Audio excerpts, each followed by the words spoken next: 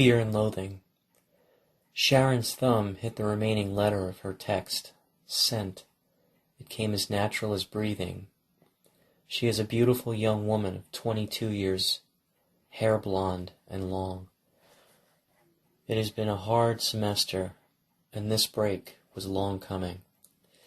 She and her friends were preparing for a weekend outside of this city, which has been nothing but work and stress. She was packing the remaining clothes into her bag when her phone dinged yet again. Raising it to her eyes, she smiled and responded. Her friends were as excited as she was for this trip. They were headed into the mountains, a 2-hour drive to the west. Her boyfriend, Todd, managed to secure a house. It was nestled within a sleepy development, and from the pictures, it looked spacious enough for the 4 of them. Sharon and Todd met on campus and have dated for the past year. They were quick to become an item and complimented one another nicely. At least, this is what their friends thought. Sharon and Todd enjoy their time together well enough, but when it comes to using the word love, they are mute. The couple was more practical, both individuals knowing the fragility of relationships. So rather than placing such emphasis on labels, they instead simply enjoyed each other's company. It was as simple as that. The doorbell rang, and Sharon was quick to the door. It was Todd. The two embraced. Laughter was heard from the couple, left sitting in the car, which was parked in front. "Aw, look at the 2 lovebirds," Joe called out. Joe, short for Josephine, has been friends with Sharon since high school. The 2 had been inseparable all 4 years. They were so close, in fact, that most people assumed they were sisters. And if you asked Sharon or Joe, they wouldn't deny it. Kyle is Joe's other half, and is seated beside her in the back seat. The 2 have not been dating as long as their travel companions, only for the past few months. He and Todd have become good friends in that time. Where Todd is usually reserved, Kyle's is outspoken, and both together can get rather coarse when intoxicated. "Hey, babe, you ready?" "Just about," she responded, pulling him into the doorway and away from view. She kissed him deeply, as it has been a couple of days since they last seen each other. Things began to get heated, but she pulled away before any line was crossed. She had to finish packing so they could be on their way. It was late afternoon when the travelers were driving through the country. The music was loud, the laughter was louder. Trees were growing thicker on either side of the vehicle, and the mountains dotted the horizon. The air, becoming cooler with every mile, was crisp and fresh. The city was quickly becoming a distant memory.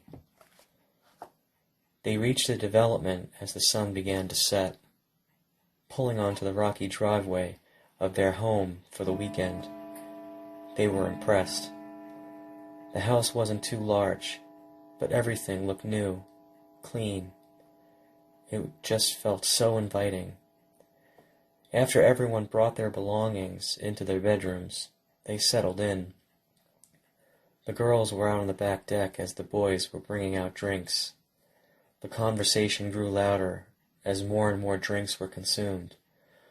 Within a few short hours of their arrival, it would seem to the neighbors that a party was taking place. It was Sharon who first became aware of their noise and suggested to the group that they settle down. This only worked for a few minutes before the boys would scream, or the girls would burst into laughter. It was then they noticed some activity with the house across the way. By this time, it was as dark as pitch. There was no moon. The lights were on in every room, and they saw him in various windows. Sharon squinted and noticed he had been looking out of the same window for some time.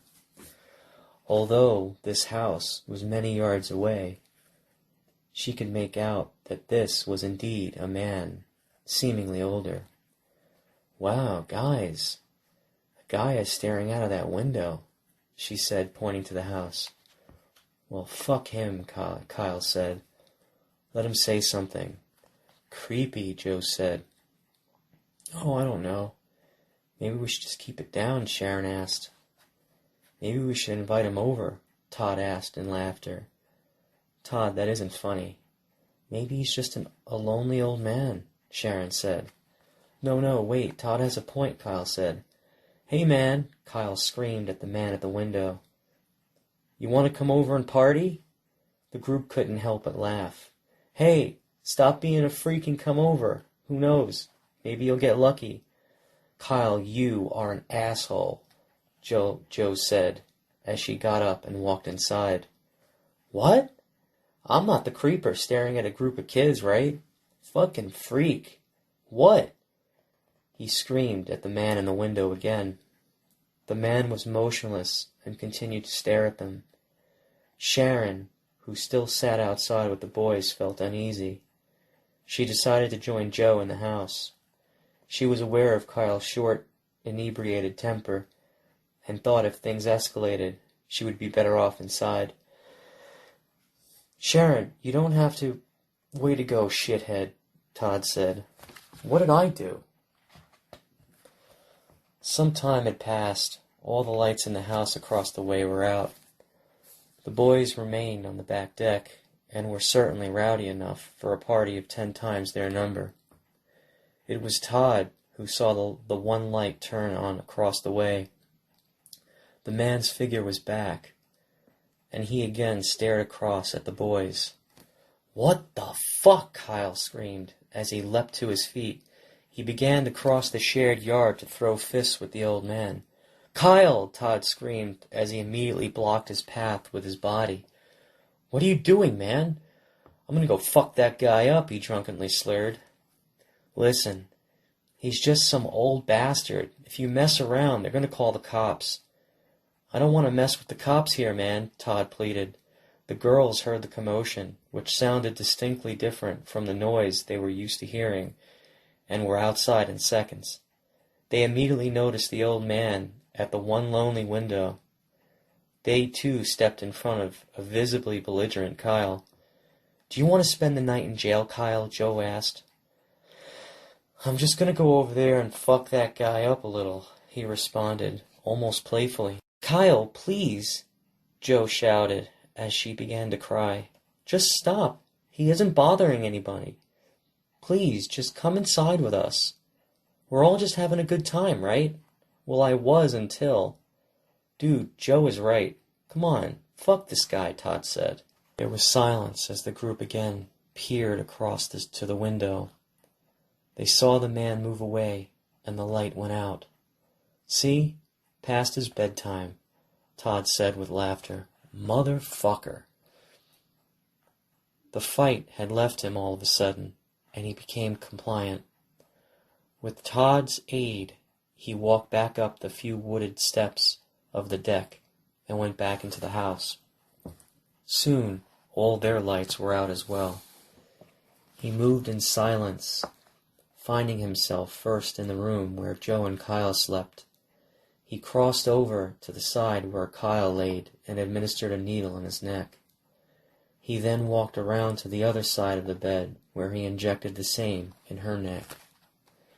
After both couples had been medicated and all but neutralized for the next 8 to 10 hours, he went to work.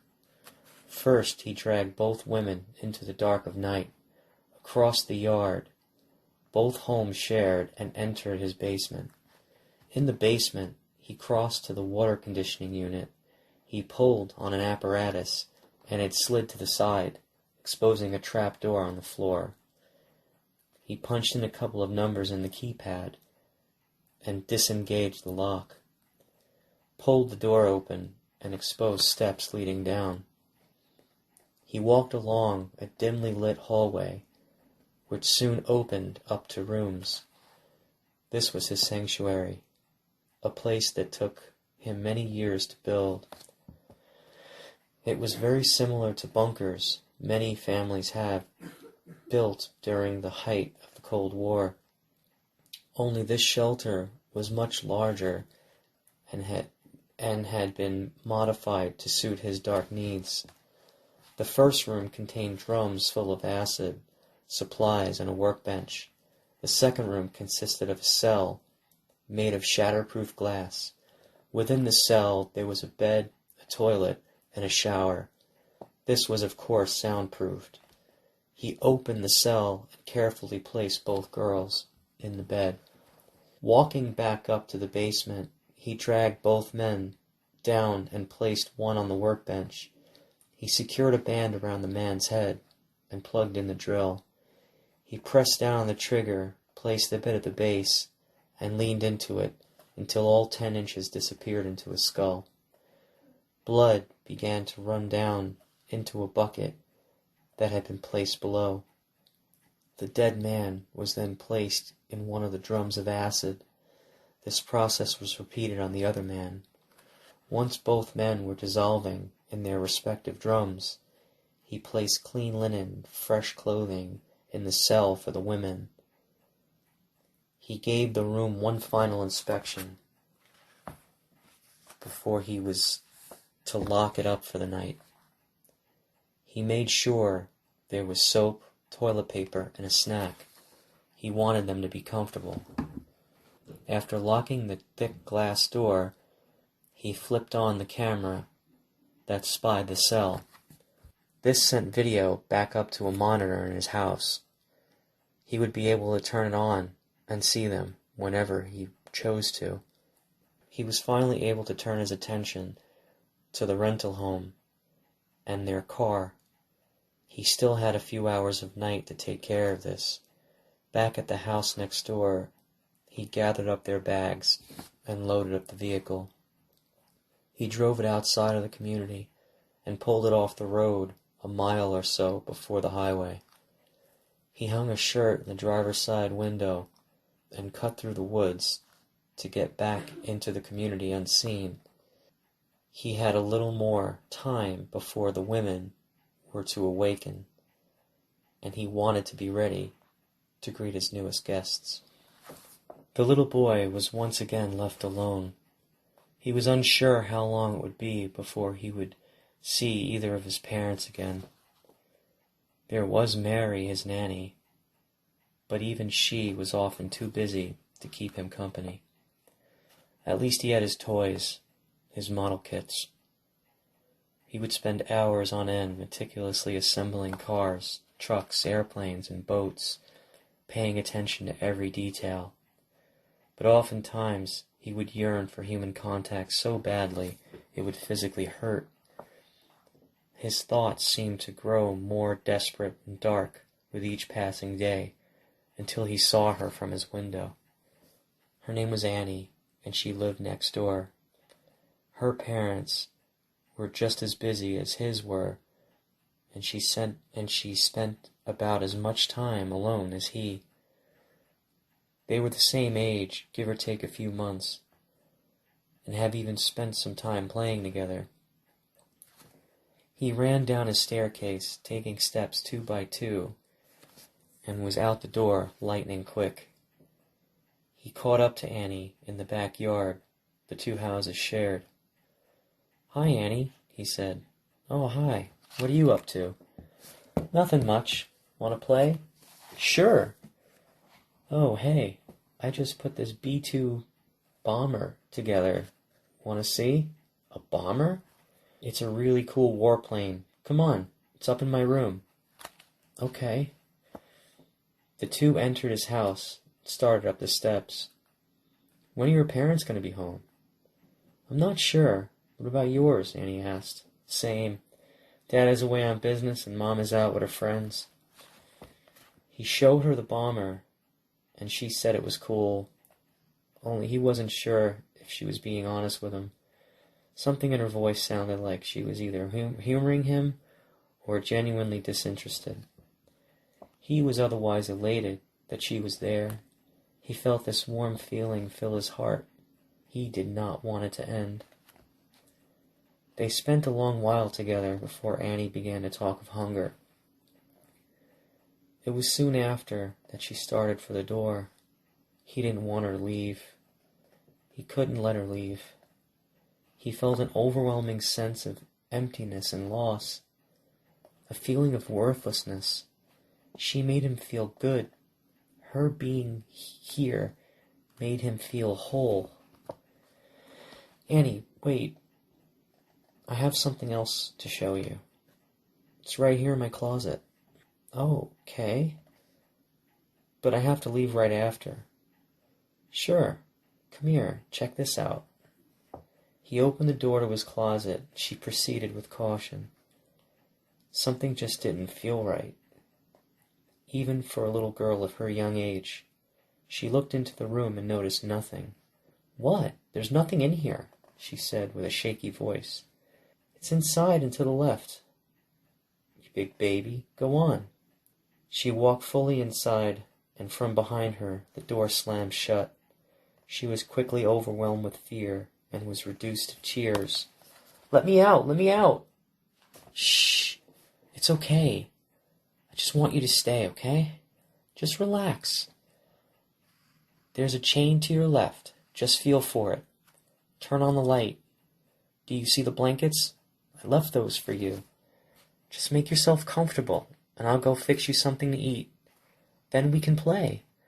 I want out. Let me out. I want to go home. I want to go home. Why? There's no one there. Don't you see? You and I are the same. You can stay here with me. You're safe. I'll go and make us a sandwich. Don't leave me in here. And for the next few hours, he stood there with his ear against the door, listening, loving. She was here with him. She wasn't going anywhere. Of course, she was screaming, crying, but she was here. He felt whole. He didn't hear his father walk into the room. He did feel the powerful grip upon his shoulder and the shove which sent him flying backward. His father frantically turned the doorknob, but it was locked. She was screaming, but filled with hope when she heard the adult. Where is the key? He shouted to his son. The key was produced, and the door unlocked. Annie flew out of the closet. Her eyes were so red they looked like they bled. Tears had soaked through her shirt. She was crying uncontrollably. What happened? What happened? The father said, seemingly addressing no one. Everything was pure chaos. Turning to his son, what is this? This memory of Annie, his first playmate, still so vivid, could have happened yesterday. His father managed to take care of the situation well enough. After spending what seemed to be hours calming her down, he was able to convince her that everything was okay.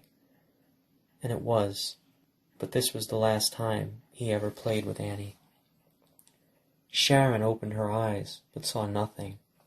Her head was pounding, probably the alcohol from last night. Kyle is such an asshole. If we get into any trouble, I'm gonna... Her thoughts came to an immediate end as her eyes adjusted. This was not right. She shot up so fast it felt like it took the rest of her brain a few moments to catch up. The first thing she noticed, before she screamed, was that they were in a strange place. She had no idea just how strange her and Joe's situation had become. Her scream bounced off the glass cell and filled it with horror. Joe nearly fell off the bed and quickly realized that this was not good. The two ran over to the door and pushed against it with all of their might. Nothing. The reality of their entrapment was now settling in. It was then that they noticed the cloaked figure in a far corner of the darkened room. Don't worry, I can assure you you're both safe. The voice was monotone and that of a man. I have left you a change of clothing. The shower is hot water and the toilet works. There are some books, magazines, and crosswords stacked under the bed. The room is temperature controlled. I think you'll enjoy it here. Where, where are Kyle and Todd? They're dissolving in those drums of acid to my left. I didn't have enough room to accommodate all four, you see. The first moments after this admission were of shock. This was followed by the usual fits of emotion. They were soon inconsolable. Easy, easy, it's okay. I have no immediate plans to put either of you in acid. Calm down. He moved closer and stood in front of the glass, which put him in the light. He wore a full cloak, which was black and hooded. He was also wearing a mask, which would later make Joe think of Eyes Wide Shut, the last Stanley Kubrick film. Maybe this, she thought, was on purpose. Listen, that was only a jest. I might as well take this opportunity to tell you that screaming is futile. This shelter is lined with lead, making it nearly soundproof. We are also several feet below ground, so if by chance our genius president gets us involved in a nuclear exchange, you both will certainly live. This did nothing to calm them down. Okay, I'm not going to hurt you. I just want you to be here with me. Do you understand? I just want you both to be here with me. I'm going to take care of you. I'm going to comfort you. We are going to be very happy together. You wait and see. Of course, there's going to be this funny period in the beginning, but I can assure you, things are going to work out. Look here, he said, motioning to the camera. This camera sends a direct feed to a monitor in the house upstairs. I will always be close to both of you. You just let me know whatever you may need, and I'll try to make it happen, okay? He stood there for a few minutes as the screams and cries continued. He was sure they heard most of what he had said, some at the very least. Maybe if he simply came back later, maybe if he gave them more time to process everything. Yes, this was the answer. So he backed away from the glass and disappeared into the shadows. The women sat on the bed, tired and still in considerable shock. They did not speak, only occasionally glanced at one another. They instead kept their gaze outward. Lights were aimed at them, keeping everything outside of the cell in darkness. They couldn't even judge how big the room was, so they continued to sit on the bed, fighting sleep for fear that they might awake to further horror or violation. And who were they kidding? Did they really think they would just enjoy a moment's rest in this situation? They were captives in this man's sick fantasy, and who knows what the next minute would hold. This cloaked psycho could return with all manner of devices for torture. He could force himself on them. He could get bored, and then they would suffer the same fate as Kyle or Todd. The scenarios fired through their minds until late in the evening. Not that they would know it was evening. They both hung on as long as they could before sleep finally took them. The monitor, which was mounted on the wall of his bedroom, provided both audio and video. The camera was fixed on a mechanized tripod and controlled with the remote he held gently in his hands. He panned to the right and down, taking notice that they had not touched any of the food he left them. They did not change into the comfortable pajamas, which still sat neatly folded beside the bed. He zoomed in until their bodies filled the frame and raised the volume. They were asleep. He placed the remote on the nightstand beside his bed, and he slid under the covers. He soon fell asleep to the sweet sounds of their breathing. The boy was lying in his bed, his room dark as pitch. He had been tossing and turning for hours and couldn't find sleep. There was all manner of noises heard. Their origins were a mystery. This filled him with such fear, loathing. He wanted so badly to crawl into his bed with his parents, as he had done so many nights before. This is when he noticed the closet door slowly opening, with ominous creaks and moans. His eyes widened as he pulled his covers to the bridge of his nose. Something was moving toward him. Shadows. They parted at the foot of his bed and slowly encircled it. He shut his eyes tight as he began to discern their grotesque features. He wished them away with all of his might, but still felt their presence. When he finally opened his eyes, he saw the steel blades of daggers twinkle in the moonlight. He gasped as they came down upon him. He awoke in a cold sweat, shaking, and was robbed of breath. He has been having these nightmares again. They always reminded him of how much he hated being alone. But the women will surely help with this. He turned his attention to the television and zoomed in as much as he could. They were still asleep. They looked like two angels. Seeing them instantly made him feel better. Yes, they will help him. Joe awoke to find Sharon nestled close to her in the bed. She laid there and took in Sharon's beauty.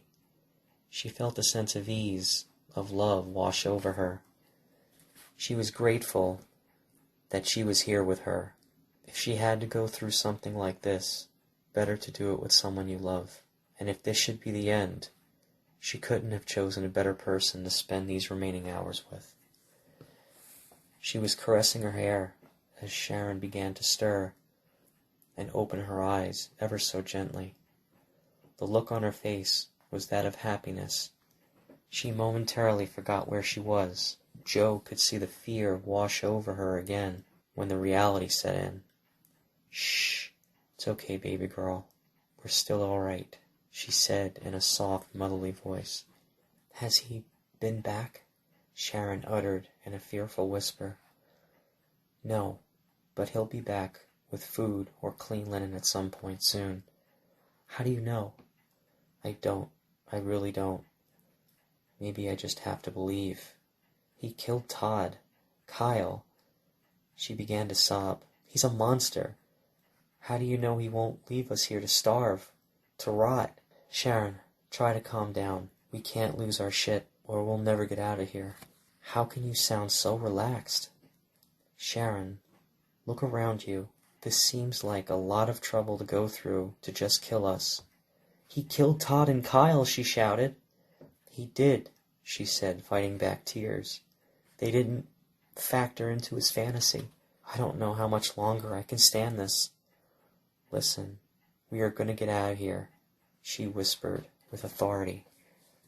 "All we have to do is get him to open that door. There are two of us, and we will overpower him." They heard the door open in the distance, and both women sat up rigidly. He entered the room a few moments later, dressed in his cloak, the same mask peeking through the hood. "I trust you had a good rest. From what I was able to see, you both slept like babies. I am so happy." There was enthusiasm in his voice. "I'm glad that you both are calm. You'll see in time. You'll feel right at home here." "What are you going to do with us?" Sharon could not contain her fear. "What do you mean, do?" "Jesus Christ, what are you going to do to us? Rape us? Kill us?" She began to lose control. "I'm not going to do anything but take care of you both. Just let us out. I can't. We can't stay in here." Her voice began to tremble, and tears welled up in her eyes. "You can't keep us down here." No, I can't let you leave. I'll keep you safe. "Oh, here," he said, raising a tray. "I brought you food." He placed the tray in a slot, which was separated by two small doors. As soon as he slid his door back, the lock was released for the women to take it. "I also brought fresh clothes. I believe they will fit nicely. And like I said, the shower is right there whenever you wish to take one. The water is hot." "Why are you doing this?" Joe asked calmly. There was no answer. "What do you want from us?" "I want nothing but to take care of you. I'm not going to hurt you. In time, you will learn I'm a nice man. I am generous. Eventually, you will trust me. And as our relationships grow, who knows where it will take us." He began to exit, but turned back around and faced the women again. "We are good for each other." He left them standing there, utterly dumbfounded, confused, and curious. The hour was late.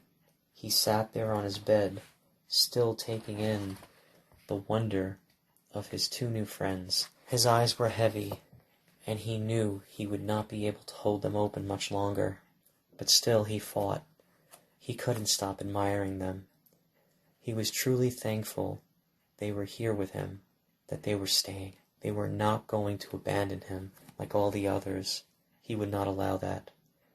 But now it's time for rest. He was asleep almost as soon as his head hit the pillow. But his slumber did not last. He was up again. Was it a noise? He couldn't say. He looked over to his left, and it was then when he noticed the figure. It slowly moved toward him. It was tall and slender. He was confused, believing first that this was an intruder. Then he noticed another figure behind the first. It too was slender, though not as tall. The pair now moved closer in unison. He sat up and swung his legs around to hang off the bed. Was he still asleep? Was this really happening?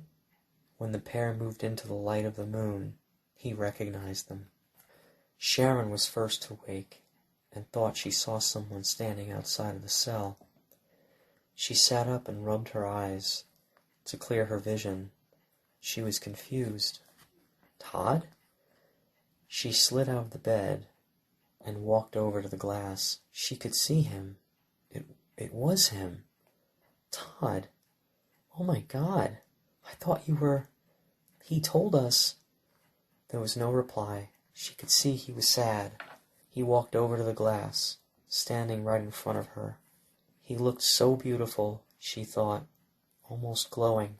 He placed his head upon the glass, and she heard something unlock. She looked over the door and noticed that it now hung open. Her eyes shot back to Todd, but he was already gone. "Todd! Todd!" she screamed. Joe almost fell off the bed. She quickly noticed the door was open and was beside Sharon. "What happened?" "It was Todd," Sharon said in tears. "He was here. He put his head on the glass and it opened." They also noticed that the camera's ominous red light was off. "Sharon, should we go?" "We have to go." The two made their way past the horrific outer room, which contained the drums of acid. They cautiously walked the long hallway, which led to steps that went up. Noticing the door above, they took each step with care. They were unsure if the door above would open, but it had. They were immediately aware that this was a basement. They crossed over to the door. Surely this one was locked. Was this a test? And when they fail, what would he do? They stopped and looked at each other and shared this uncertain silence. They have to walk through that door. Sharon jiggled the handle, and the door opened to the cool evening breeze. They stood there for a moment. It was disbelief. Were they free? And then, as if on cue, both women took off running. The police were on the scene as the sun was peeking through the clouds. They confirmed every gruesome detail of the story. They found the shelter. They found the vats of acid, both containing the partially dissolved bodies. They found the glass cell. They found everything but the owner.